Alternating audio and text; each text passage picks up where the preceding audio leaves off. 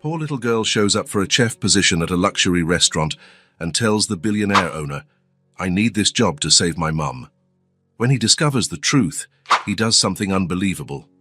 The rain battered the city that autumn afternoon, turning the elegant streets into rushing rivers. Maddox, the most acclaimed restaurant in the region, shone like a beacon in the storm. Inside, the kitchen operated like a perfectly choreographed dance. Warren Maddox, standing by the central counter, watched his chefs work with the precision of surgeons. At 42, he had built an enviable gastronomic empire, 5 restaurants across the country, 3 published books, and a TV show. None of it filled the emptiness he carried. "Chef, the sauce for the lamb is ready," one of the cooks informed him. Warren dipped a small spoon into the sauce, tasted it, and closed his eyes for a moment. "More time," he said simply, returning the spoon. His cell phone vibrated, another message from his assistant, reminding him of the charity dinner that night.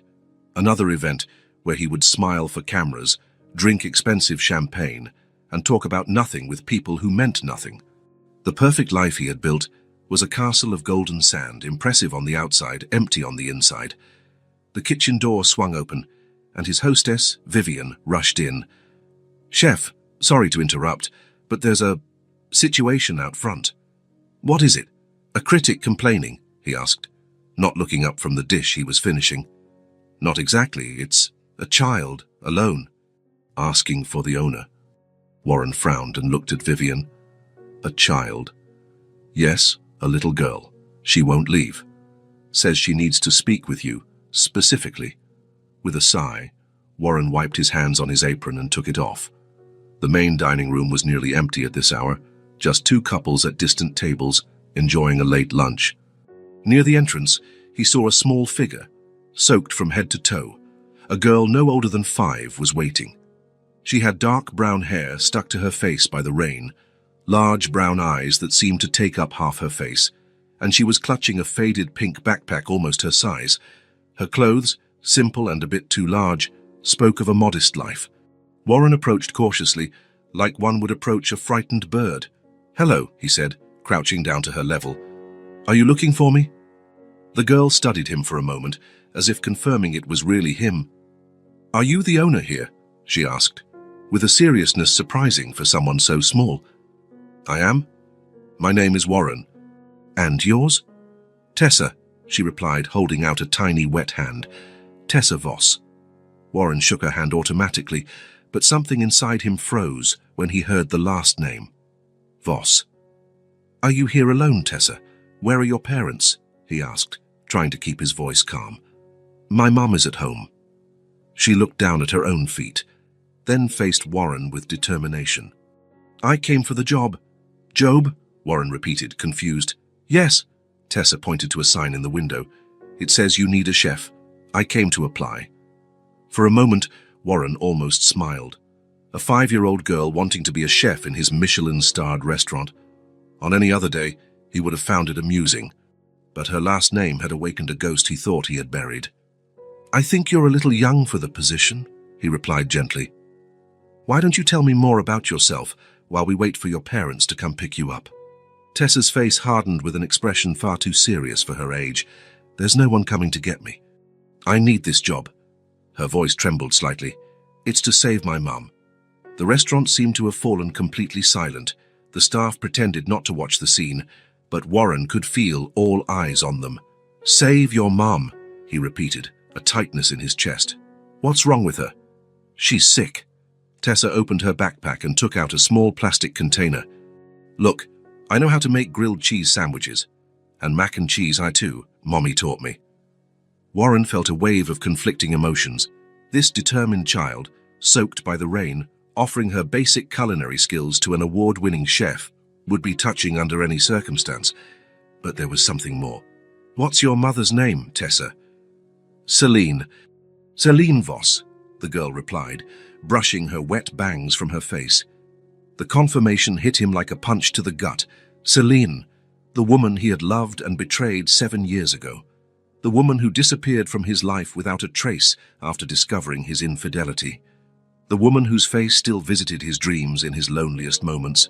Warren felt his face go pale. "Come with me," he said, standing up. "Let's get you dry first, and then we'll talk about this job." He led Tessa to his office in the back of the restaurant. He grabbed a clean towel from the small adjoining bathroom and handed it to the girl. "Can you tell me more about your mom?" he asked, trying to keep his voice neutral. Tessa dried her hair vigorously. "She always worked a lot. She used to cater parties, but now she's too weak, coughing a lot. Sometimes she gets a fever." Her eyes filled with tears. "We need money for the doctor and medicine." Warren sat down, stunned. The guilt he had carried for years now seemed to triple in weight. What had happened to Celine after they broke up? How had she ended up in this situation? "Tessa, how did you get here?" "By bus," she replied, as if it were obvious. "I took the money from my piggy bank. I saw the restaurant when we passed by on the bus this morning, and there was a sign saying you needed a chef." Warren felt a chill run down his spine. "And you decided to just come in and ask for the job? All by yourself?" Tessa nodded with determination. "I know how to ride the bus for emergencies, and this is an emergency." She looked at Warren with curiosity. "Your sign has the name Maddox on it. Is that your last name?" Warren ignored the question. "And does your mom know you're here?" Tessa looked down. Guilty. "No. She was sleeping. I left a note." Warren picked up his phone. "I need to call her. She must be worried." "No," Tessa exclaimed, alarmed. "She'll be mad at me." That wasn't a surprise, but the girl's reaction intrigued him. "Even so, I need to let her know where you are." Warren hesitated. "Do you know her number?" Tessa shook her head. Then she opened her backpack and took out a small notebook with a unicorn on the cover. "But I know our address. My teacher taught me how to write it." She opened the notebook and showed him an address written in a child's handwriting. It was in a modest neighborhood, far from there. Warren recognized the area, very different from the luxury apartment where Celine lived when they were together. "You came all the way from there by yourself?" he asked, genuinely impressed. "Yes. Mommy taught me how to ride the bus for emergencies, and this is an emergency." Warren took a deep breath, making a decision. "I'm taking you home right now." "But what about the job?" Tessa asked, her eyes shining with hope. "We'll talk about that with your mum, okay?" Warren called his assistant and asked her to cancel all his appointments for the afternoon. Then he went to the kitchen. "Jean, you're in charge for the rest of the day," he told his sous chef. "I have an emergency." "Is something wrong, chef?" Jean asked, surprised by the sudden change of plans. Warren looked at Tessa, who was waiting near the door, clutching her pink backpack. "Nothing that can't be fixed," he replied, knowing it was a lie. 15 minutes later, they were in Warren's car, an elegant Mercedes that made Tessa's eyes widen. "Your car is nice," she commented, buckling her seatbelt.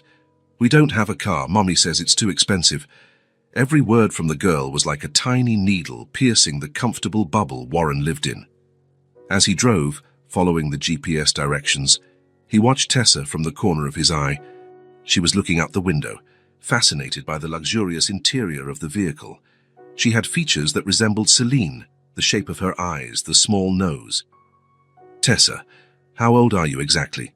5 years and 4 months, she answered promptly. "My birthday is in January." The GPS announced they had arrived. Warren parked in front of a small apartment building, visibly worn by time. A modest structure, with narrow fire escapes where a few plants tried to survive, and clothes hung on makeshift lines. Tessa unbuckled her seatbelt with dexterity. "This is it. 3rd floor, apartment 302. Warren took a deep breath, his heart racing. He was about to see Celine again after all these years, the woman he had loved deeply and hurt unforgivably. "Let's go," he said, getting out of the car. Tessa ran ahead, climbing the stairs with the typical energy of a child. Warren followed, each step feeling like a walk to the courtroom where he would be judged for his past mistakes. On the 3rd floor, Tessa stopped in front of a door with the number 302 and looked at Warren. "Mommy's going to be mad at me," she said, suddenly hesitant. "It's going to be okay," Warren assured her, not sure if he believed it himself. Tessa pulled a key attached to a string from under her shirt and unlocked the door. "Mommy!" she called, entering slowly. The apartment was small but impeccably organized, a living room that merged with an open kitchen, simple but cozy decor. A few photos of Tessa were scattered on the walls, the scent of lavender in the air, the same perfume Celine always wore. "Tessa! Oh my God, where were you?" A female voice came from one of the rooms, followed by hurried footsteps. And then she appeared. Celine Voss, thinner than Warren remembered, with her brown hair now shorter, was wearing sweatpants and a simple t-shirt. Her face showed clear signs of fatigue and worry. When she saw her daughter, she ran to her and knelt, hugging her tightly. "You terrified me. I found your note and almost had a heart attack. How could you leave like that by yourself?" "Sorry, Mommy," Tessa mumbled into her mother's shoulder. It was then that Celine noticed Warren's presence. Her eyes widened, and she instinctively pulled Tessa closer, as if to protect her. "You?" she said, a mix of shock and anger in her voice. "Say, what are you doing here?" Warren stood motionless at the entrance and unable to look away. Celine, after all these years, she was different, but it was still her, the woman he had never been able to completely forget. "Your daughter showed up at my restaurant," he explained, keeping his voice calm. "Faisa, I thought it was best to bring her back myself." Celine looked at Tessa with an expression of disbelief. "You went to his restaurant? Why?" Tessa, looking smaller under her mother's questioning gaze, answered in a low voice, "I wanted to get a job to buy your medicine." Celine's eyes filled with tears. She hugged her daughter again, tighter this time. "Oh, Tessa, you shouldn't worry about that." Warren took a step forward. "Celine, I didn't know. If I had any idea you were going through hard times..." She stood up quickly, placing herself between him and Tessa. "You? What are you doing here?" Her tone was as sharp as a knife. "I don't need your help. You hurt me too much. Celine, please, I just want to help. Now." The bitterness in her voice was palpable. After all this time, you don't have that right." Warren felt each word like a blow, but he knew he deserved it. "I understand your anger, but this isn't about me or you. Tessa told me you're sick, that you need treatment. That's not your problem." Celine crossed her arms defensively. "Thank you for bringing her back. Now, please, leave." Warren hesitated, looking at Tessa, who was watching the scene with frightened eyes. "Celine, please, can we talk just for a minute? We have nothing to talk about." She pointed to the door. "So get out of my house." Warren tried to argue again, but Celine's determined expression made it clear there was no room for negotiation. He nodded slowly. "All right, I'm going." He took a card from his pocket and placed it on a table near the entrance. "My number, in case you change your mind." Before leaving, he looked at Tessa one last time. "It was a pleasure to meet you, Tessa. Your mum is lucky to have such a brave daughter." As he closed the door behind him, Warren felt a crushing weight in his chest. He stopped in the hallway, leaning against the wall. The image of Celine, visibly ill and struggling to get by, contrasted sharply with the life of luxury he led. And Tessa, that determined child who had risked everything to help her mother, could she be his daughter? He couldn't just walk away. Not this time. He slowly descended the stairs and got into his car, but didn't start the engine. He looked at the building. At the window he imagined was apartment 302. The guilt he had carried for years now had a face, a name, a tangible consequence. He took out his phone and dialed Jean, his sous chef. "I need a favor," he said as soon as he answered. "That special soup we make for VIP clients, can you prepare a portion and have it delivered to the address I'm about to give you?" He paused, "and add a basket of fresh fruit. The best we have." It was a small gesture, insignificant in the face of what he had done. But it was a start. Warren wasn't going to give up easily this time. Tessa had unknowingly given him a second chance, a chance for redemption he didn't deserve, but one he would seize with all his might. He started the car, but he didn't go home. He went to his lawyer's office. He needed to find out how he could help Celine and Tessa without invading their lives. The rain had stopped, but the storm in his heart was just beginning. The morning after meeting Tessa, Warren woke up before his alarm. He lay in bed, staring at the ceiling of his penthouse, the luxury around him suddenly feeling excessive. The image of little Tessa, soaked by the rain, determined to get a job to help her sick mother, wouldn't leave his mind.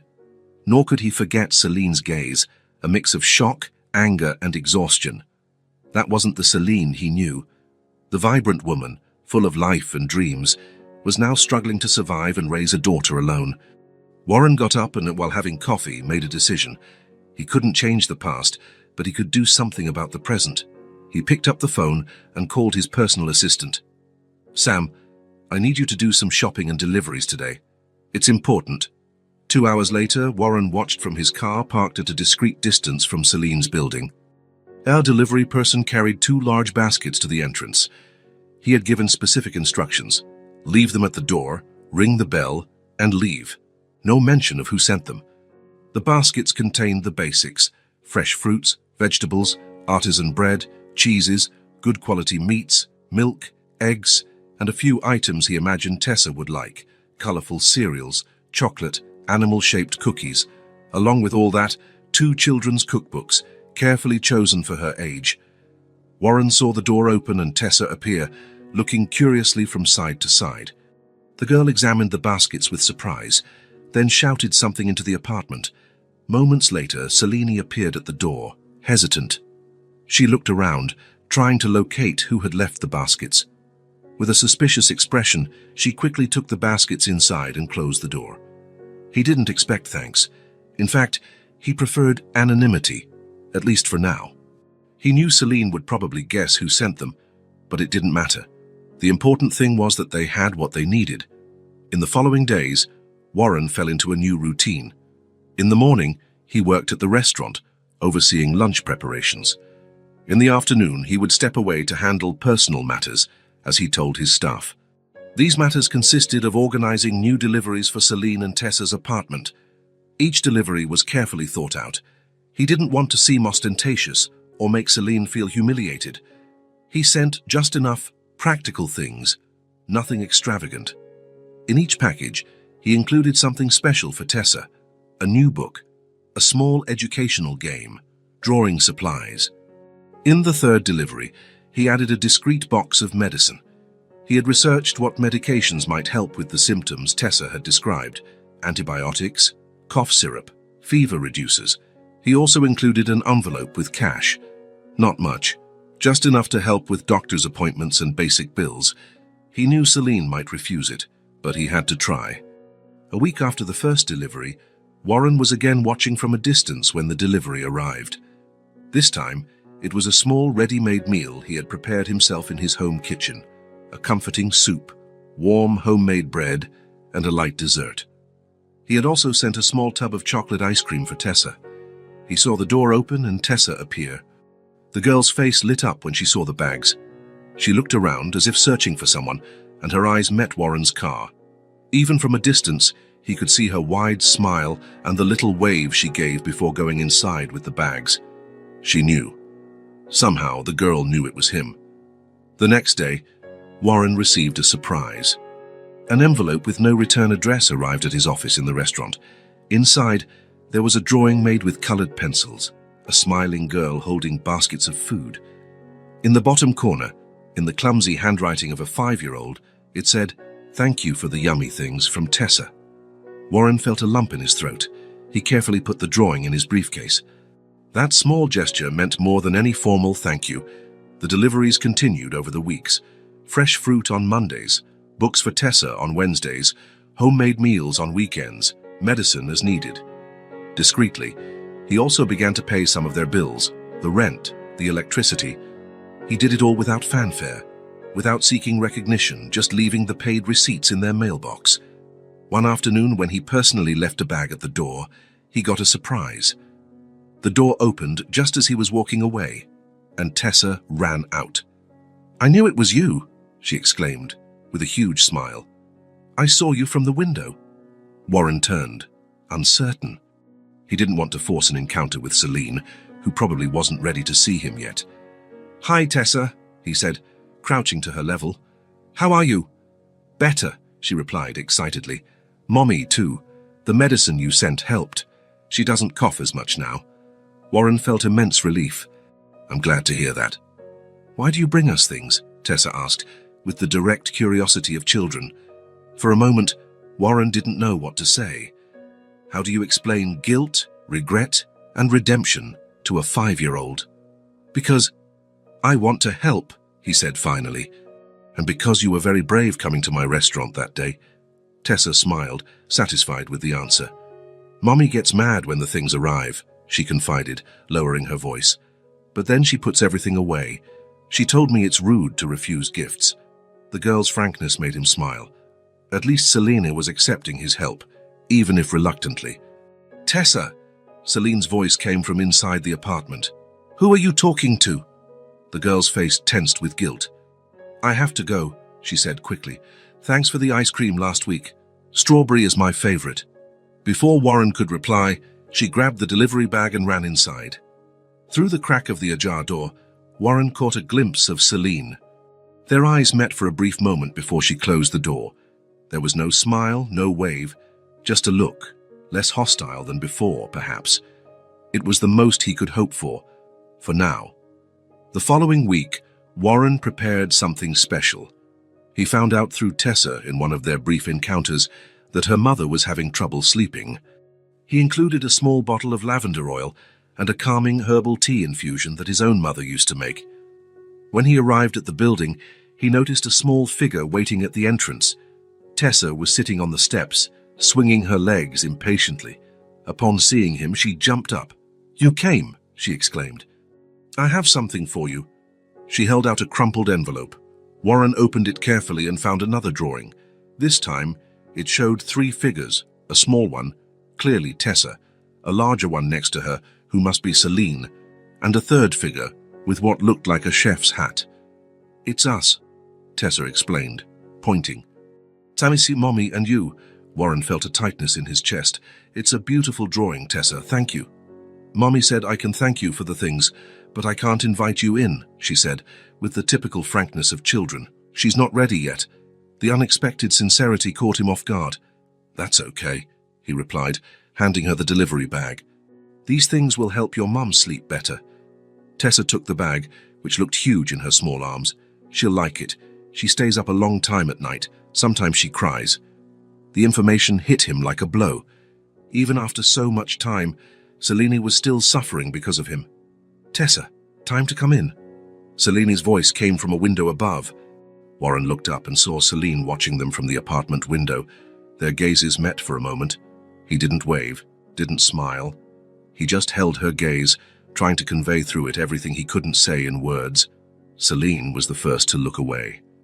"Coming, Mommy," Tessa shouted, then turned to Warren. "Thanks for the stuff.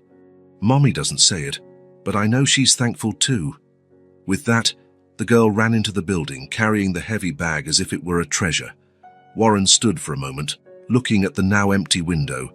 It wasn't much, but it was a start. Selene was allowing Tessa to talk to him. She was accepting his help, even if out of necessity. For now, that would have to be enough. His silent gestures would continue, patient and constant like the tide, not to erase the past, but to offer a better future, for Tessa and, maybe one day, for Selene too. The day began like any other at Maddox. The kitchen buzzed with activity, the sound of knives on cutting boards creating a familiar symphony, and Warren supervised everything with his usual precision. He was finalizing a new dish for the autumn menu when Jean, his sous chef, approached with a worried expression. "Chef, there's a child at the reception asking for you. It seems urgent." Warren felt a tightness in his chest. It could only be Tessa. In recent weeks, their encounters had been limited to brief conversations when he dropped off deliveries, always under Celine's distant watch from the window. He handed the spoon to Jean and hurried out to the main dining room. At the restaurant entrance, Tessa stood, soaked by the rain pouring outside. Her face was red from crying, and her small body was visibly shaking. "Tessa," Warren approached, kneeling in front of her. "What happened?" As soon as she saw him, the girl ran towards him, throwing herself into his arms with a desperate sob. "Please, help me," she pleaded between tears. "My mum has a fever. She's saying strange things. I'm scared." Warren's blood ran cold. He picked Tessa up in his arms and headed quickly to the kitchen. "Jean, take over everything. I have an emergency," he ordered, grabbing his coat and car keys. "Should I call an ambulance?" Jean asked, alarmed by Warren's expression. "There's no time. I'll take her myself." With Tessa in his arms, Warren ran to the parking lot, shielding her from the rain with his coat. The girl clung to him, trembling. "How did you get here alone?" he asked, placing her in the passenger seat and fastening her seatbelt. "By bus," she replied, wiping her tears. "Mommy taught me the way for emergencies, remember?" "And this is an emergency." Warren felt a pang of admiration for the little girl's courage, even amidst the overwhelming worry. "How long has your mum been like this?" "Since last night. She said she would get better, that she just needed to rest," Tessa sniffled. "But this morning she was talking to people who weren't there, and then she couldn't get out of bed." Warren sped up, weaving through city traffic with urgency. In his mind, 1,000 scenarios played out, none of them good. The medications he had sent weren't enough for a more serious condition. He should have insisted that Celine see a doctor properly. In less than 10 minutes, they arrived at the building. Warren picked Tessa up again and took the stairs 2 at a time. "The key," said Tessa, pulling a cord from under her shirt. "It's here." Warren unlocked the apartment door and went inside, calling for Celine. There was no answer. The apartment was too quiet. Tessa pointed to the main bedroom, and Warren headed in that direction, his heart pounding. Celine was lying in bed, her pale face glistening with sweat. Her hair was stuck to her forehead, and she was murmuring incomprehensible words, her half-closed eyes staring at the ceiling. "Celine!" Warren called, approaching cautiously. "It's me, Warren." She turned her head towards him, her unfocused eyes trying to recognize him. "Warren?" she whispered, her voice hoarse. "What? Tessa? Where?" "I'm here, Mommy," said Tessa, climbing onto the bed and holding her mother's hand. "I got help." Warren touched Celine's forehead. It was burning. He needed to get her to a hospital immediately. "Celine, you need a doctor." "I'm taking you to the hospital." She tried to protest, but she was too weak. Warren wasted no time. He wrapped her in a blanket and picked her up in his arms. It was frightening how light she was. Celine let her head fall against his chest, with no strength to resist. "Tessa, grab a change of clothes for you and your mum," Warren instructed. Quickly, the girl ran to obey, returning minutes later with a small backpack. Together, they went down to the car. Warren carefully placed Celine in the back seat and helped Tessa settle in next to her mother. He drove as fast as he could to the best private hospital in the city. The entire way, he watched in the rearview mirror as Tessa held her mother's hand, murmuring words of comfort. The scene broke his heart. At the hospital, Warren spared no expense. He identified himself, demanded immediate attention, and covered all costs without hesitation. Celine was quickly taken for tests, while he and Tessa waited in the waiting room. "Is she going to be okay?" Tessa asked, sitting next to him, her little legs dangling without reaching the floor. "She will be," Warren assured her, hoping he was right. "The doctors here are the best in the city." Tessa nodded, fully trusting his word. She rested her head on his arm, exhausted from the adrenaline and fear. "Do you know what she has?" Warren asked softly. "The neighbor said it looks like pneumonia. Her daughter had it once." Tessa looked at him with big, worried eyes. "Is it serious?" "It can be, if not treated. But your mum is in the right place now. Everything will be okay." 2 hours later, the doctor finally appeared. Warren stood up, with a sleeping Tessa in his arms. "Bacterial pneumonia," the doctor confirmed. "Quite advanced. It's a good thing you brought her in today. Another day or two, and the situation would have been much more complicated." "Is she going to be okay?" Warren asked, feeling the weight of Tessa against his chest. "With the right treatment, yes. We'll keep her hospitalized for a few days for intravenous antibiotics and monitoring. Afterward, she can continue treatment at home, but she'll need complete rest for at least 2 weeks." Warren nodded, feeling simultaneously relieved and guilty. If he had insisted more, maybe Celine wouldn't have reached this point. "How can I see her?" "She's sedated now, but you can go in briefly. Is the girl her daughter?" "Yes." "It's best if she stays with you for now. Children can only visit during specific hours." Warren thanked him, and, with Tessa still asleep in his arms, followed a nurse to the room where Celine was. Seeing her connected to monitors and with an oxygen mask made his heart ache. He approached the bed and watched her face. Even sick, she was still beautiful. The woman he had loved and hurt so deeply, The woman who was now fighting an illness that could have been avoided if pride hadn't prevented her from accepting more direct help. "I'll take care of Tessa," he whispered to Selene, even though he knew she couldn't hear him. "And of you too, if you'll let me." He left the room with a heavy heart and went to the reception, where he handled all the administrative details. He ensured the best room, the best doctors, medications, everything necessary for Celine's recovery. Money was not an issue. The problem would be when she woke up and found out where she was and who was paying. Warren returned to the waiting room and watched Tessa sleeping, curled up in the chair. Her face, even in sleep, held traces of worry. No child should carry that kind of weight. He decided to take Tessa to his home. The empty apartment would only remind her of her sick mother, and he had plenty of space in his penthouse. On the way, he stopped at a store and bought some basic clothes for her, since they had left in a hurry. When they arrived, Tessa was already awake, observing with wide eyes the luxurious building where Warren lived. "You live here?" she asked, impressed. "Yes," he replied, guiding her to the private elevator. "You'll stay with me while your mum gets better in the hospital, okay?" Tessa nodded, still looking around in awe. Warren's penthouse occupied the entire top floor of the building. It was a large, elegant space, but curiously impersonal. Few photographs, no objects that told stories. A beautiful place, but without a soul. "I'll get the guest room ready for you," Warren said, taking her by the hand. "Then we can get something to eat. You must be hungry." "Mommy's going to be mad when she finds out I'm here," Tessa commented, as she timidly explored the room that would be hers temporarily. Warren sighed. "Probably, but it's the best for you right now." In the days that followed, they established a routine. Warren adjusted his hours at the restaurant to be able to care for Tessa and visit Selene regularly. In the morning, he would take the girl to see her mother at the hospital. In the afternoon, they would return home, where he helped her with lessons sent by her school, and then they would cook together. Selene was gradually improving. The fever had subsided, and she could now stay awake for longer periods. She was still weak, but the doctors were optimistic about her recovery. However, she remained distant with Warren. She accepted his help only because she had no choice, and because Tessa seemed happy and well cared for. "How is she today?" Warren asked a nurse on the 5th day of her hospital stay. "Much better. The fever hasn't returned, and the tests show the infection is subsiding. If she continues like this, she can go home in 2 days." Warren thanked her and went to the room.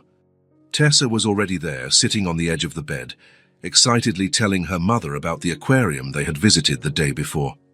"And there was a small shark. Warren said it doesn't eat people, only fish," she reported, gesturing. Selene smiled weakly at her daughter, but her expression changed when she noticed Warren at the door. It was no longer the hostility of the first few days, but there was still a clear barrier. "Thank you for taking care of her," Selene said, the words clearly difficult for her to say. "There's nothing to thank me for," Warren replied. "Tessa is an incredible child." An uncomfortable silence settled between them, broken only by Tessa's innocent chatter, who seemed not to notice the tension. That afternoon, back at the penthouse, Warren was preparing dinner while Tessa drew, sitting on the balcony. The sun was setting on the horizon, painting the sky orange and purple. It was a breathtaking view, but Warren watched it distractedly, his mind still at the hospital. "Warren," Tessa called, interrupting his thoughts. "Yes," he replied, sitting in the chair next to her. "Mommy was very mad when you showed up at our house that day." Her voice was casual, but the words hit Warren like a blow. "I didn't understand why." "She said she doesn't trust you." Warren felt a lump in his throat. The raw honesty of children sometimes hurt more than any adult accusation.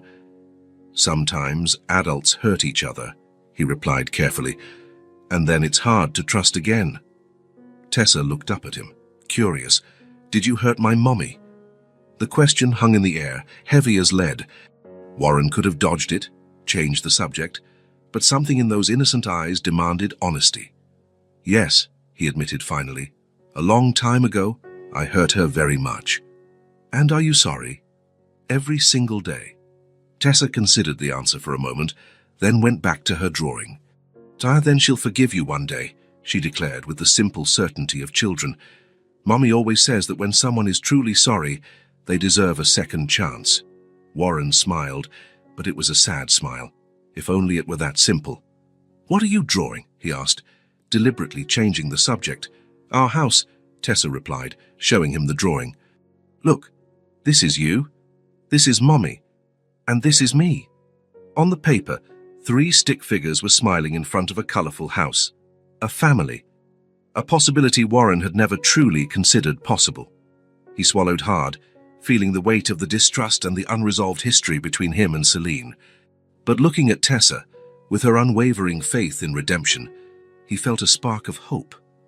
The phone rang, interrupting the moment. It was the hospital. Celine had asked for Tessa and wanted to talk to her. Warren handed the phone to the girl, who chatted excitedly with her mother for a few minutes.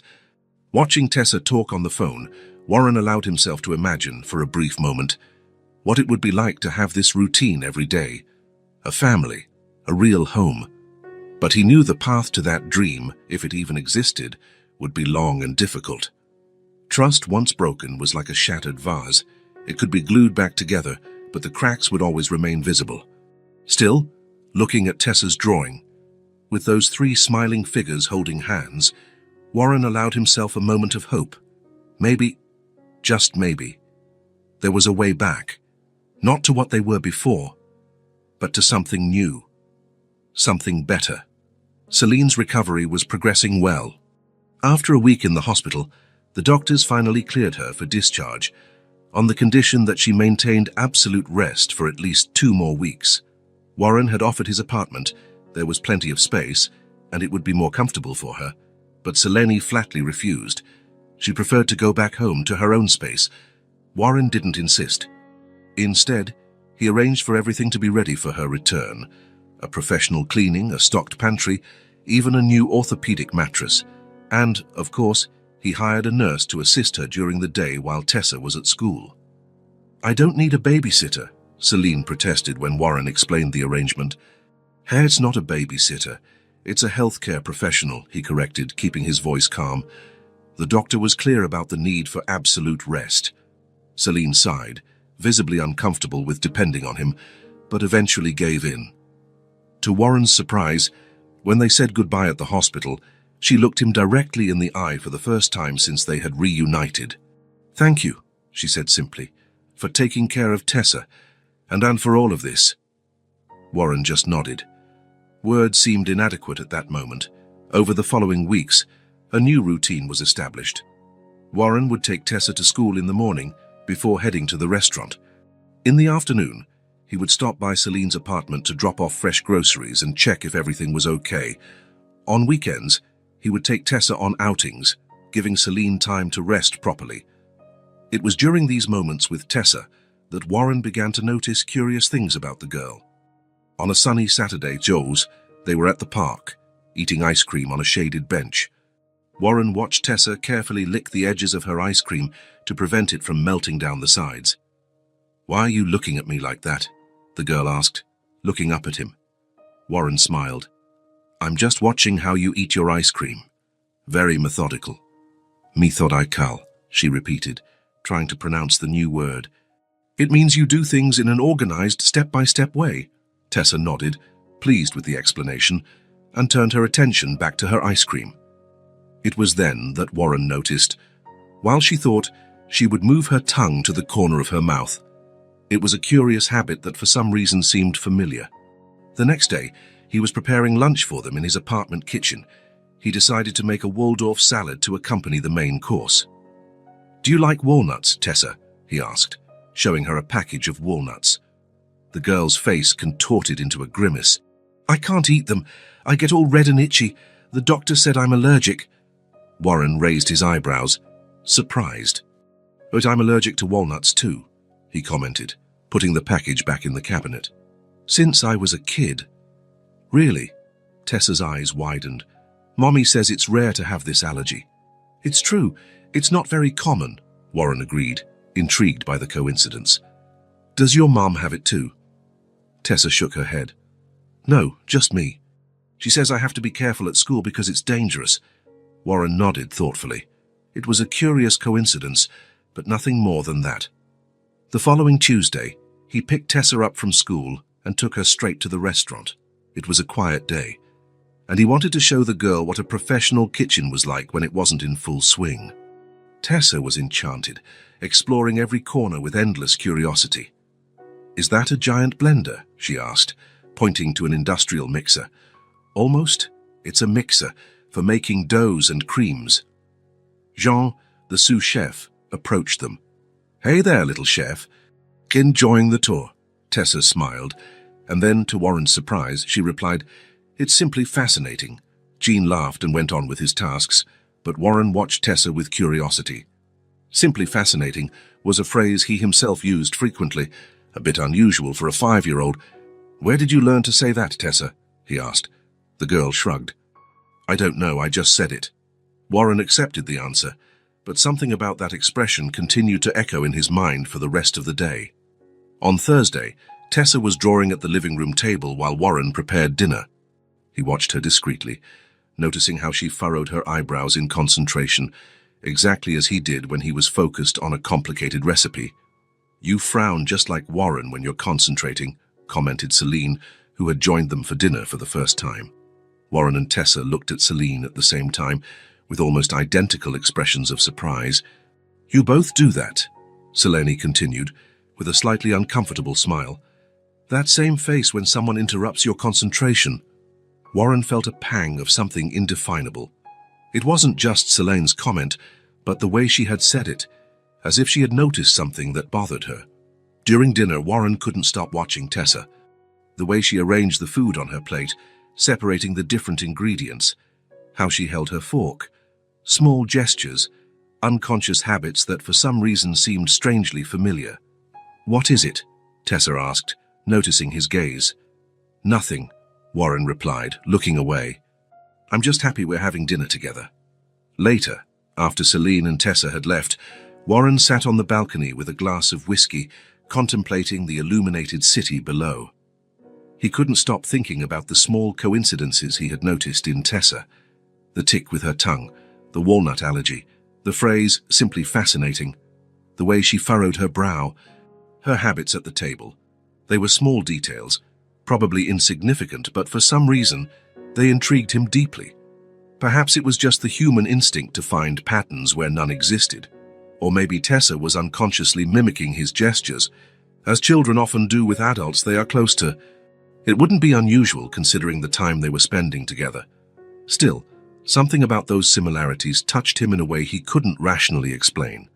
The next day, he took Tessa to the zoo. As they watched the monkeys, one of them made a funny face, and Tessa laughed so genuinely that Warren found himself laughing along, not at the monkey, but at the girl's spontaneous joy. "You have a great laugh," he commented. "Mommy says I laugh like you," Tessa replied casually, still watching the monkeys. "She said you both laugh with the same sound." Warren frowned, intrigued by this new comment. "Your mum talked about me, about how I laugh?" Tessa nodded, distracted by a monkey now doing acrobatics. "She said that when you first met, she loved hearing you laugh." The information took Warren by surprise.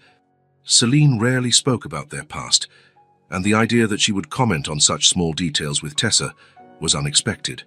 "What else does your mum say about me?" he asked, trying to keep his voice casual. Tessa shrugged. "Almost nothing. Only sometimes, when I do something that reminds her of you." Warren wanted to ask more, but Tessa had already run off to the next enclosure, where the penguins were swimming gracefully. That night, as he was taking her home, Tessa fell asleep in the back seat of the car. When they arrived, Warren carefully picked her up so as not to wake her and carried her to the apartment. Celine opened the door, now recovered enough to move comfortably around the house. "She fell asleep," she whispered, making way for Warren to enter. "On the way back," he replied, also in a low voice. "I'll put her to bed." Celine nodded and guided him to Tessa's room. Warren gently laid the girl down and stepped back, watching how serene her face was in sleep. There was something in her profile, in the curve of her nose, in the shape of her chin, that fascinated him without him knowing exactly why. Back in the living room, he found Selena making tea. "Would you like a cup?" she offered, surprising him with the gesture of hospitality. "I'd love one, thank you," he replied, sitting at the table. As they drank their tea in an almost comfortable silence, Warren couldn't stop thinking about the small coincidences he had noticed in Tessa, the inexplicable similarities, Celine's comments. "Tessa told me something curious today," he finally commented. "She said you think we laugh alike." Celine froze for an instant, then visibly relaxed, though her eyes remained alert. "She has an impressive memory," she replied, avoiding his gaze. "I mentioned that once, a long time ago. She also said that you notice when she does things that remind you of me." Selene took a sip of tea, clearly trying to buy time. "Children absorb behaviors from the adults around them," she said finally. "It's not uncommon." There was something in the way she avoided looking at him directly that piqued Warren's curiosity. "It's fascinating how we notice these little similarities, isn't it?" he observed. "Like the walnut allergy we both have, or how she frowns the same way I do when she's concentrating." Celine stood up abruptly, taking her cup to the sink. "Say, it's getting late," she said, her back to him. "Thank you for taking Tessa to the zoo. She loved it." Warren got the hint. It was time to go, but the questions in his mind wouldn't stop multiplying. "Of course," he replied, standing up. "I loved it too." At the door, Celine finally looked at him, and there was something vulnerable in her eyes that Warren couldn't interpret. "Good night, Warren," she said, almost in a whisper. "Good night, Celine." On the way home, the small coincidences spun in his mind like pieces of an incomplete puzzle. There was something there, something that intrigued him deeply, something beyond the simple affection he had developed for Tessa. They were like little echoes, subtle reflections that touched him in a way he couldn't explain. And as much as he tried to convince himself they were just coincidences, he couldn't help but feel there was something more, something important that he couldn't yet see clearly. The conversations with Tessa, her innocent and surprisingly profound observations, touched him in a way that went beyond simple friendship. It was a connection he couldn't name, but one he felt growing every day. And in the subtext of Celine's reactions, in her averted gazes and interrupted sentences, he sensed there was an untold story, a secret that might explain all these little coincidences that so intrigued him. Warren's apartment was too quiet that night. After weeks of caring for Tessa, monitoring Celine's recovery, the loneliness of his penthouse felt almost tangible. The city lights twinkled through the panoramic windows, but he barely noticed, lost in thought. The coincidences he'd noticed in Tessa continued to haunt him. The way she moved her tongue when concentrating, the walnut allergy, the expressions identical to his. There was something there he couldn't explain, a missing piece to the puzzle. Warren poured himself a glass of whiskey and walked out onto the balcony. The night was clear, with stars visible despite the city lights. He remembered how Celine loved to watch the night sky. "Every star is a story," she used to say, and together they form something much greater. He hadn't thought of that phrase in years. Why now? Why were all these memories resurfacing? Maybe it was time to face the past head-on. With renewed determination, Warren left the glass on the table and went to the room he used as an office. At the back of the closet, behind boxes of documents and rarely used items, was something he had avoided for years. An old cardboard box, sealed with tape yellowed by time. He pulled it out, feeling the weight, not just physical, of the object. He took it to the living room and placed it on the coffee table. For a few minutes, he just stared at it, as if gathering courage. Finally, with a deep sigh, he removed the tape and opened the lid. The smell of the past hit him immediately. Old paper, faded perfume, dusty memories. On top, a photograph, him and Celine, arm in arm in front of a lake, smiling for the camera. He couldn't remember who took the picture, but he remembered the day perfectly. It had been a weekend at a country house, far from the hustle and bustle of the city. Celine was radiant, her hair loose in the wind. Warren picked up the photo, running his thumb over the image. Celine looked so young, so full of life. So did he. His eyes had a sparkle that had long since faded. Under the photograph was a small velvet box.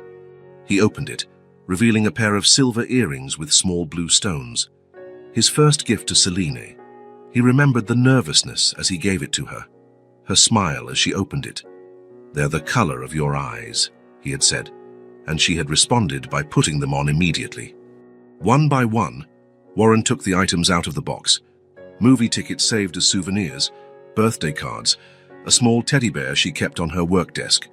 Each object told a story, a moment of happiness that now seemed to belong to another life.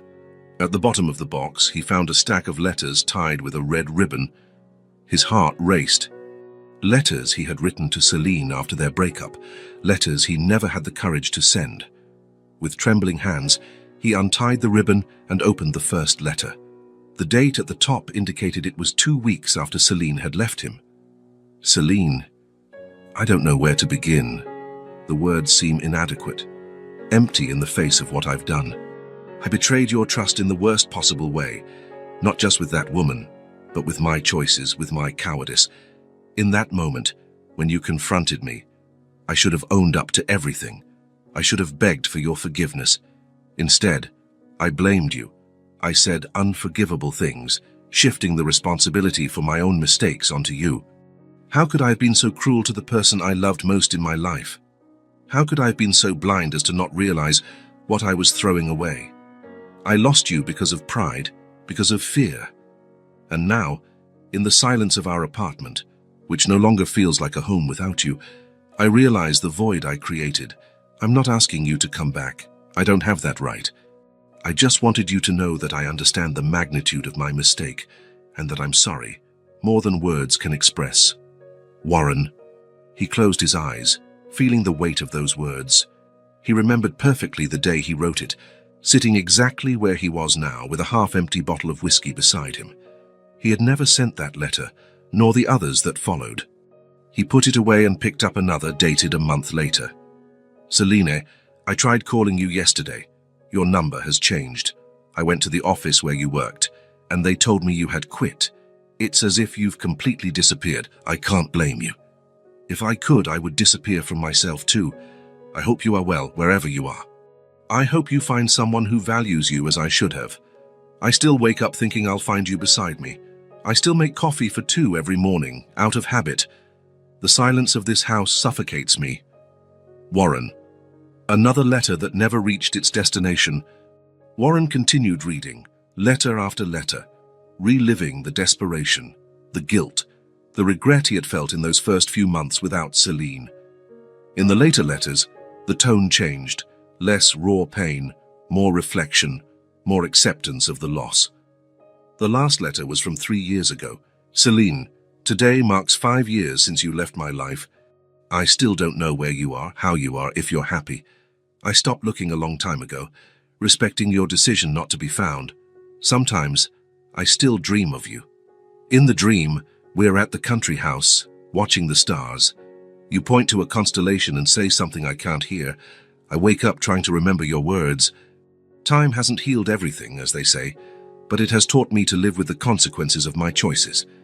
I've built a successful career, but I know I traded what truly mattered for something that, in the end, is empty. I hope life has been kinder to you than I was, Warren. He folded the letter carefully and placed it back with the others. Slowly, as if in a ritual, he returned each item to the box, each photograph, each physical memory of a time that would never come back, except for one photograph.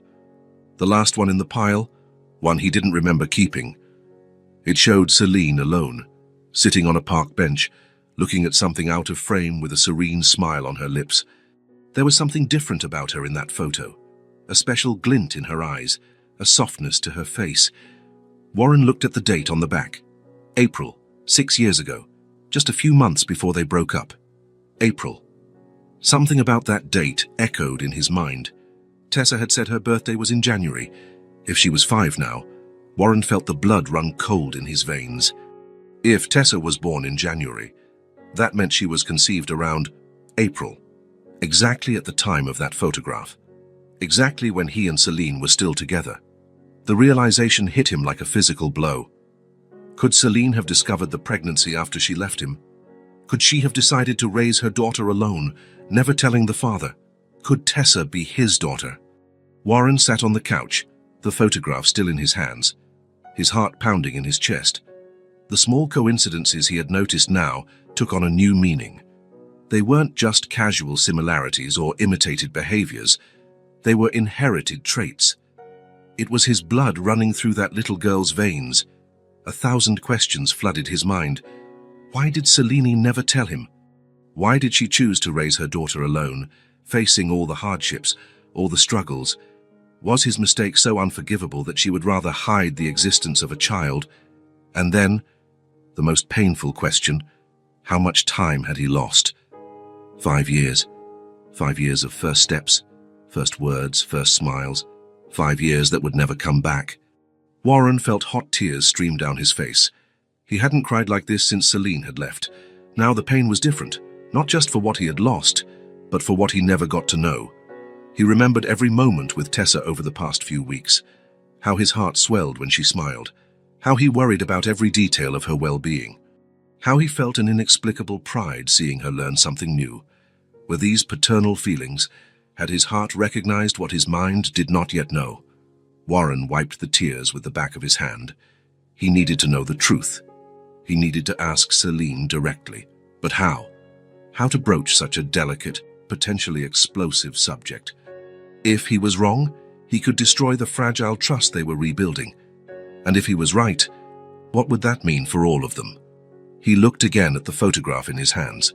Selene, possibly pregnant, not yet knowing the storms that were to come. What different choices would he have made if he had known? Would he have been a better man, a better partner, if he had known there was a child on the way? Regret consumed him, not just for the mistake he made years ago, but for all the lost moments, all the opportunities to be a part of his daughter's life. If Tessa was indeed his daughter. Warren spent the night revisiting every recent memory with Tessa. The way she tilted her head when she was curious about something, the way she moved her tongue to the corner of her mouth when concentrating, the methodical way she organized food on her plate. He remembered the joy in her eyes when she managed to make a simple omelette by herself under his supervision, the pride in her voice when she showed off a well-done drawing, the trust with which she held his hand when crossing the street, and with each memory, the conviction grew.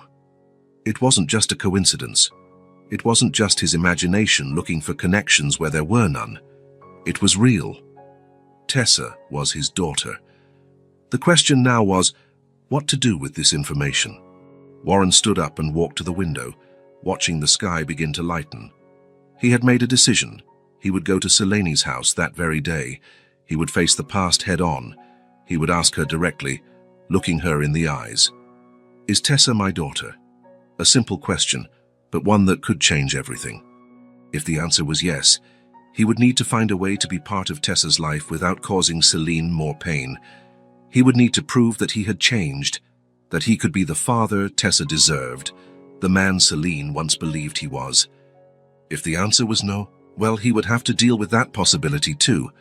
He would have to accept that the similarities were just coincidences, that the bond he felt with Tessa was just affection for a lovely child, but something inside him, a deep and inexplicable certainty, told him he was on the right path.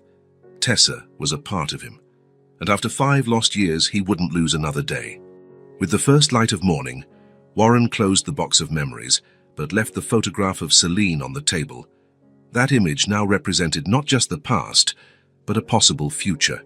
A future where maybe, just maybe, he could find the redemption he so desperately sought. The morning was bright and crisp when Warren parked in front of Selene's building. He had spent a sleepless night, tossing and turning, mentally rehearsing what he would say. How do you ask a woman if she hid your child from you for 5 years? How do you face a truth that could change everything? He took several deep breaths before getting out of the car. In his hands, he carried only a small bag of fresh croissants, a pretext for the visit, though he knew Selene wouldn't be fooled. She always had a gift for reading his intentions, even when he tried to hide them. He climbed the stairs slowly, each step feeling higher than the last. On the 3rd floor, he stopped in front of door 302 and hesitated. Maybe he was wrong. Maybe he was about to destroy the fragile relationship they had rebuilt. Maybe it was better to let the past stay buried. But then he remembered Tessa, her smile, her curious eyes, the way her tongue nervously moved to the corner of her mouth when she concentrated, just like he did. If there was the slightest possibility she was his daughter, he needed to know. He owed it to her. He owed it to himself. He rang the doorbell. A few moments later, the door opened to reveal Celine. She looked significantly better than the last time he'd seen her. The color had returned to her cheeks, and her hair was tied back in a simple bun. She wore jeans and a light blue t-shirt, casual but elegant in her simple way. "Warren Jiku," she said, surprised. "I wasn't expecting you today." "I'm sorry to show up unannounced," he replied, holding out the bag. "I brought breakfast." Celine looked from the bag to his face, and Warren knew immediately she sensed there was more to this visit. "Tessa's at school," she informed him, taking the bag. "Fears she won't be back until afternoon." "Actually," Warren began, gathering his courage, "I came to talk to you." Celine stared at him for a long moment, then stepped aside. "Come in." The apartment was brighter than usual, with the curtains open, letting the morning sun stream in freely. There were clear signs of Celine's recovery. The living room table was covered with fabrics and sketches, indicating she had resumed her work as a freelance designer. "I'm feeling much better," she commented, noticing his glance. "The doctor said I can go back to work as long as I don't overdo it." "I'm glad to hear that," Warren replied sincerely. An uncomfortable silence settled between them. Celine gestured towards the balcony. "Let's sit outside. It's a nice day." Warren nodded, following her to the small balcony. There were just 2 simple chairs and a small table, on which Celine placed the bag of croissants. The view was nothing exceptional, just the neighboring building and a patch of sky, but the fresh air made the space feel welcoming. They sat, and for a moment, neither spoke. Below, on the street, life went on. People rushing to work, children heading to school, a man walking his dog. A normal world, oblivious to the crucial moment unfolding on that small balcony. "You didn't come all this way to bring croissants," Celine said finally, breaking the silence. It wasn't a question. Warren looked down at his hands, then raised his eyes to meet hers. "No." Another silence. Warren could hear his own heart beating. He had imagined this moment countless times during the night, but now, face to face with Celine, all the carefully rehearsed words seemed inadequate. "I found a box yesterday," he began, his voice hoarser than he intended. "A box with our memories. Photos, letters I never sent, little things I kept." Celine remained still, her face a mask of calm, but her eyes revealed an inner storm. "There was a photo of you," Warren continued, "from April, just before everything happened. And I started thinking, doing the math." He saw Celine stiffen almost imperceptibly, her hands resting on the table, clenched slightly. "I know I was wrong in the past," he said, his voice strained, fighting to maintain composure. "I know my help doesn't fix what I did, but I need to know one thing." He paused, taking a deep breath. "Is Tessa my daughter?" The words hung in the air, heavy, definitive. There was no going back after them. Celine looked away, her gaze fixed on a distant point. Her fingers drummed lightly on the table, an old habit when she was nervous. For a long moment, she said nothing, and Warren feared she would simply get up and go inside, leaving him without an answer. Finally, she looked at the floor and took a deep breath. "I thought I'd never have this conversation with you," she said, her voice low, almost a whisper. "I thought our paths would never cross again." She paused, still not looking at him. "You hurt me so much.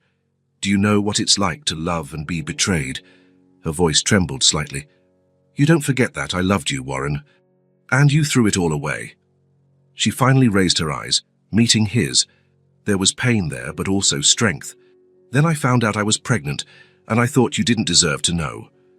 The confirmation hit Warren like a wave.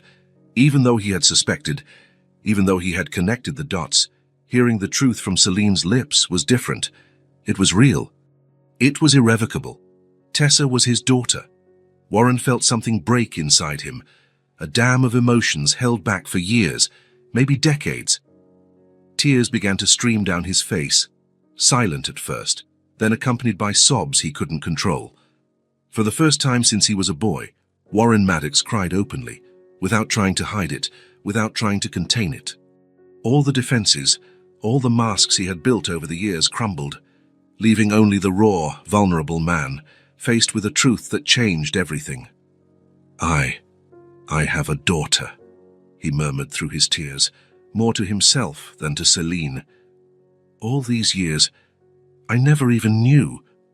Celine watched, her own face a mix of conflicting emotions.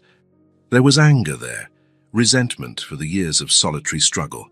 But there was also something else, perhaps understanding, perhaps even a hint of regret for her own decision. You weren't ready to be a father, she said finally, or a husband for that matter. You chose your career above all else. Above me. Warren wiped his tears with the back of his hand, trying to regain some control. You're right, he admitted, his voice still choked. I was selfish, arrogant. I thought I could have everything without commitment. When you found out about the other woman, I could have begged for your forgiveness, tried to fix things. Instead, I blamed you for stifling my creativity, for not understanding the pressure I was under. He laughed bitterly. What a pathetic excuse. The truth is, I was scared of commitment, of the idea of building a life together, so I sabotaged everything. A silence settled between them. It was no longer an uncomfortable silence, but one that was full of memories, of pain, of long unspoken truths. If I had known about Tessa, Warren began. Don't say that, Celine interrupted, shaking her head. We can't rewrite the past with what-ifs. You were who you were, I am who I am. We made our choices. But I've changed, Selina, Warren said, leaning forward. I'm not saying I deserve your forgiveness, or that we can go back to what we were. I'm just saying I'm not that man anymore. Selina studied him, as if trying to see beyond the surface, searching for the truth in his words. Maybe, she conceded finally. You have been different. The way you took care of Tessa when I was sick, how you've helped without asking for recognition. She paused, considering her next words. I think Tessa deserves to know the truth. Warren felt a tightness in his chest, a mix of fear and hope. You'd tell her, he asked, almost in disbelief. Selene nodded slowly. She already likes you. And she's been asking questions about her father, questions I've answered vaguely until now. What did you tell her? That her father lived far away, that sometimes people who love each other have to go their separate ways. She shrugged. Half-truths a child could understand. Warren absorbed that, imagining how Tessa must have felt all these years, growing up without a father, picturing him as a distant, almost mythical figure. How will we tell her? He asked. I will tell her, Celine corrected. Alone first, then, if she wants to, you two can talk. Warren nodded, respecting her decision. Thank you, he said simply. I know you didn't have to do this. I'm not doing it for you, Selena replied, her tone firm but not hostile. I'm doing it for Tessa. That afternoon, when Tessa came home from school, Selene took her into her room and closed the door. Warren waited in the living room, his heart beating so loudly he was sure it could be heard from across the apartment. Minutes passed, feeling like an eternity. He paced back and forth, trying to imagine the conversation happening in the other room. How would Tessa react? Would she be happy, confused, hurt for being kept in the dark for so long? Finally, the door opened. Tessa came out first, her big eyes fixed on Warren, watching him as if seeing him for the first time. Celine followed, a protective hand on her daughter's shoulder. Warren stood motionless, unsure what to do or say. The moment felt too fragile for words. It was Tessa who broke the silence. Mommy said you're my daddy, she said, her voice small but clear. Warren swallowed hard, kneeling to get on her level. Yes, he replied, his voice trembling. I am. Tessa tilted her head, studying him with a surprising intensity for such a small child. Why didn't you ever come to see me before? The question hit him like a punch, so simple, so direct, and so impossible to answer adequately. Because, he began, searching for the right words, I didn't know you existed. If I had known, I would have come. I would have been here from the very first day. Tessa considered the answer, processing it in her own way. You know now, she said finally. Now I know, Warren agreed, a lump in his throat. Are you going to stay? She asked, with the brutal simplicity of childhood. Warren looked at Celine, seeking guidance, but her face was unreadable. I will stay in your life, yes, he promised, turning back to Tessa. If you want me to, I don't know exactly how it will work, but I want to be your dad. I want to get to know you. I want you to get to know me. Tessa studied him for another moment, then, to Warren's surprise, gave a small smile. Okay, she said, as if she had reached a decision after great deliberation. You already know how to make mac and cheese.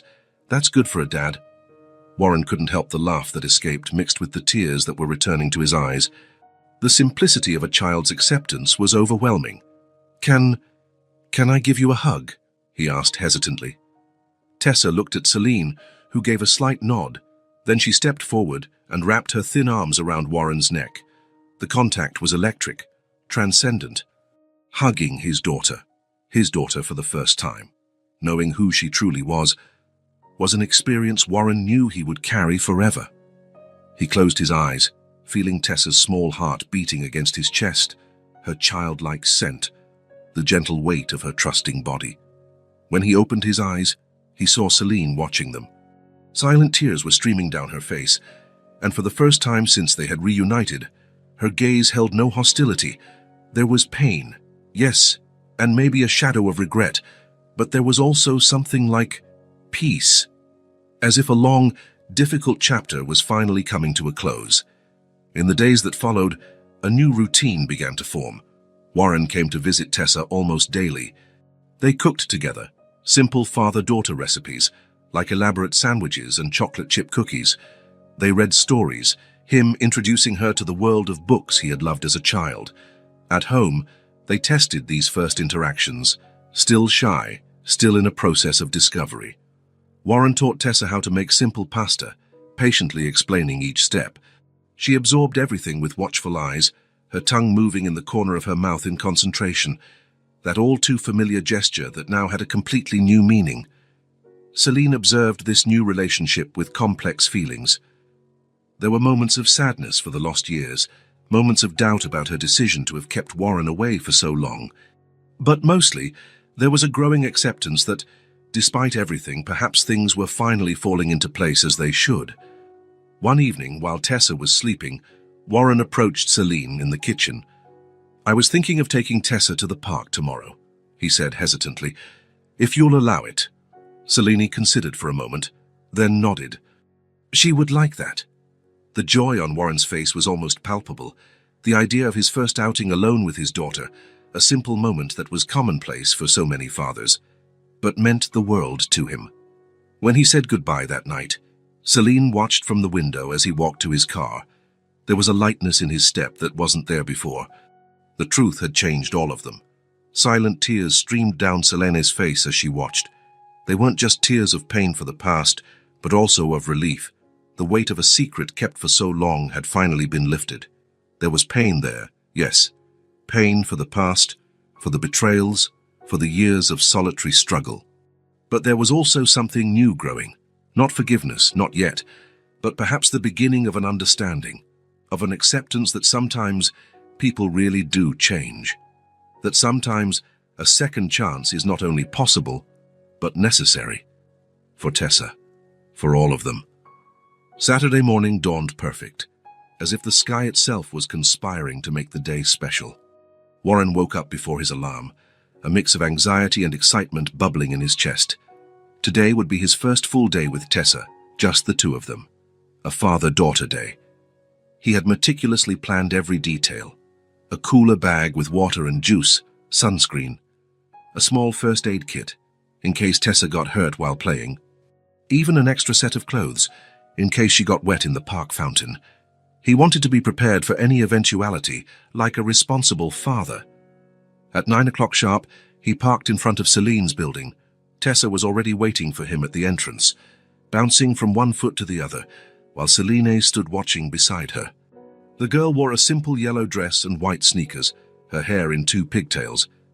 She looked even more like Celine this way, but Warren noticed, not without a pang of pride, that her smile revealed the same dimple he had on the left side of his face. "Daddy!" Tessa exclaimed, running towards him as soon as she saw him. The word still caught him off guard. Daddy. So simple, so fundamental, and yet so new to him. Every time Tessa called him that, he felt a warmth spread through his chest. "Good morning, Princess," he replied, bending down to hug her. Ready for our big day? Tessa nodded vigorously. I've been ready for hours. Mommy said we had to wait because you might still be sleeping. Warren smiled at Celine over his daughter's head. Thank you for letting her come, Celine shrugged, but there was a faint smile on her lips. Have fun. And remember, no sweets before lunch, sunscreen every 2 hours, and she needs to be home by 6 for her bath.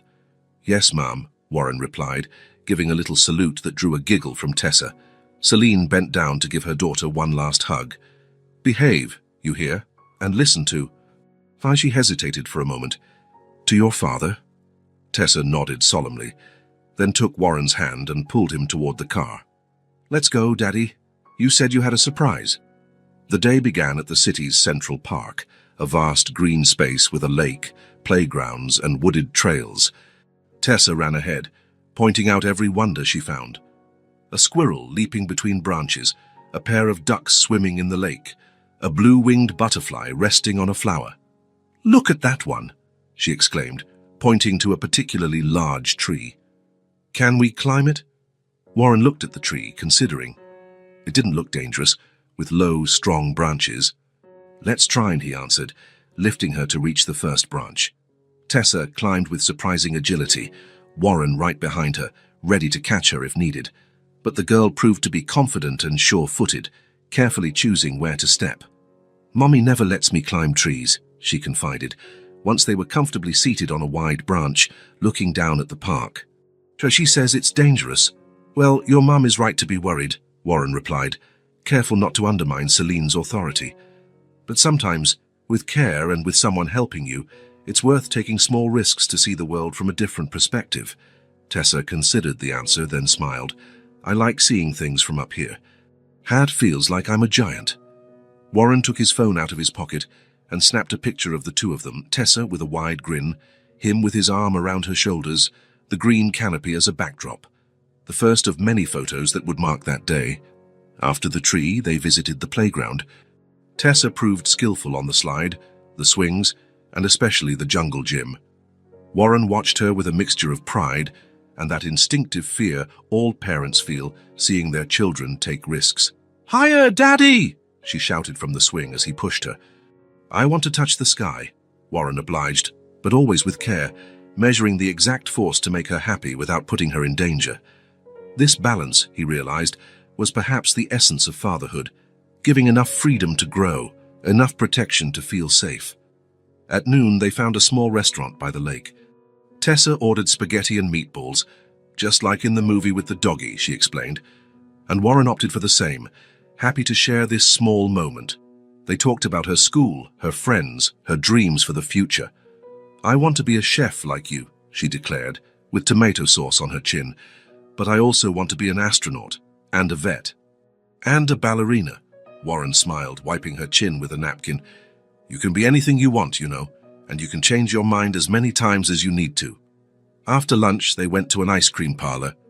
Tessa chose strawberry ice cream with chocolate topping, while Warren opted for pistachio. A flavor she tried and declared weird, but not bad. When I was little like you, Warren said, as they walked with their ice creams, my dad used to take me for ice cream every Sunday, no matter the weather. Even if it was raining, Tessa asked, impressed. Even in the snow, he confirmed, remembering the harsh winters of his childhood. He used to say that special days shouldn't be cancelled because of the weather. Does your dad still get ice cream with you? The innocent question caught him off guard. It had been years since he'd thought about his own father, who had passed away when he was in college. No, he answered softly. He went to heaven a long time ago, but I remember all of our ice cream days. Tessa considered this for a moment, then held his free hand more tightly. Can we have ice cream every Sunday too? That way you'll remember him. And one day when I'm big, I'll remember you. Warren felt a lump in his throat. How could this little 5-year-old person be so profound? That's a great idea, he managed to say. Let's do that. The last stop of the day was a bookstore. Tessa's eyes widened at the sight of shelves full of children's books. Warren told her she could pick 3 dies, but they ended up leaving with 5. It was impossible to say no when she held each book as if it were a precious treasure, explaining exactly why she needed it. This one has a dragon who can't fly, but he learns, she explained about one. And this one teaches about the stars. And this one has recipes for kids. They left the bookstore with a full bag and lighter hearts. On the way back to the car, Tessa held his hand with a confidence that wasn't there at the start of the day. It was no longer the hand of a near stranger she was holding, but her father's. "This was the best day of my life," she declared, once they were in the car. "Mine too," Warren replied, and realized it was true. They took one last selfie together in the car, with Tessa making a funny face that made him laugh so hard the picture came out blurry. When they arrived at Celine's apartment, Tessa ran ahead to recount all the day's adventures. Warren followed more slowly, carrying the bag of books, his heart overflowing with an emotion he had never felt before. Celine was waiting for them, smiling at her daughter's enthusiasm. "Looks like you two had fun," she commented. "It was amazing, Mommy. We climbed the trees and we had ice cream, and we bought books and we saw ducks and—" "Breathe, sweetie," Celine laughed. "You can tell me all about it during your bath." While Celine took Tessa to get washed up, Warren arranged the new books on the small shelf in the girls' room. Each title carefully selected, each story they could now share.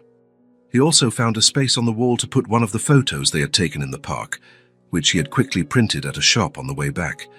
When Celine returned to the living room, she found Warren looking thoughtfully out the window. "She adores you," she said simply. Warren turned, emotion clear on his face.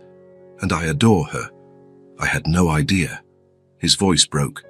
"I had no idea it was possible to love someone like this, so completely, so instantly."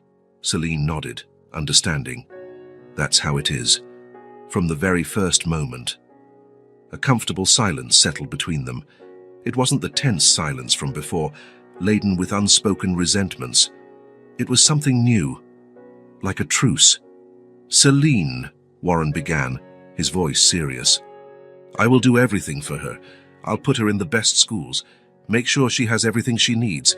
If you want, I'll even buy a house for you to live in, somewhere better. You'll never want for anything again." Celine studied him for a long moment. "I'm not asking for that. I know, but I want to do it. Not to buy your forgiveness or a place in her life, but because it's the least I can do after missing 5 years. Celine considered his words, then nodded slightly. "We can talk about it, but Warren—" She paused. "She doesn't need expensive things or elite schools. She needs you, your presence, your time, your love. She'll have all of it," he promised. "Every minute I can give." Tessa returned to the living room, already in her pajamas, her hair damp from the bath. "Daddy, are you going to have dinner with us?" she asked hopefully. Warren looked at Celine, who nodded with a small smile. "Since you two had such a busy day, I was thinking of ordering pizza," she suggested. "What do you think?" "Pizza," Tessa celebrated. While they waited for the delivery, Tessa insisted that Warren read one of the new books. The three of them sat on the couch, Tessa in the middle, as he read the story of the dragon who couldn't fly, but discovered other special skills. When the pizza arrived, they settled at the table. An unlikely family, brought together by extraordinary circumstances. Warren watched Tessa excitedly explain how they had seen a squirrel steal someone's snack in the park. Her enthusiasm, her expressiveness, traits of his own that he had never noticed until he saw them reflected in her. Celine watched too, her eyes alternating between her daughter and the man who, against all odds, had returned to their lives. The hurts of the past were still there, scars that would probably never fully fade. But there was something new as well. An acceptance, maybe even the beginning of forgiveness. During the meal, there was a moment when Tessa spilled her juice cup. Before Celine could react, Warren was already cleaning up the spill, reassuring Tessa that accidents happen, making her laugh by telling her about the time he spilled sauce on an important customer. Celine observed the interaction, something softening in her gaze. When Tessa finally went to bed, exhausted after her day of adventures, Celine and Warren were left alone in the kitchen, clearing the last traces of dinner. "Thank you for today," Celine said, breaking the silence. "I haven't seen her this happy in a long time." Warren stopped what he was doing, turning to face her. "I'm the one who should be thanking you for letting me be a part of her life, after everything." Celine studied him for a moment. Then, in a gesture of sincerity that caught him off guard, she said, "You're a good father, Warren." 6 simple words, but they meant everything. a recognition, a beginning, a possibility for the future. Warren felt tears in his eyes, but this time he didn't try to hide them. "I'm trying to be," he answered honestly, "and I'll keep trying every day." That night, driving back home, Warren felt different, as if something fundamental had shifted inside him. He was no longer just the star chef, the successful businessman. He was Tessa's father. And somehow, this new role, the most important he had ever had, made all the others seem insignificant in comparison. The city lights glittered around him, but all he could see were the smiles from that day, stored forever in his memory and his heart. A day to remember, the first of many to come. If this story touched your heart, subscribe to the channel and turn on notifications so you don't miss the next ones. Leave a like because it helps this story get recommended to more people. See you in the next story.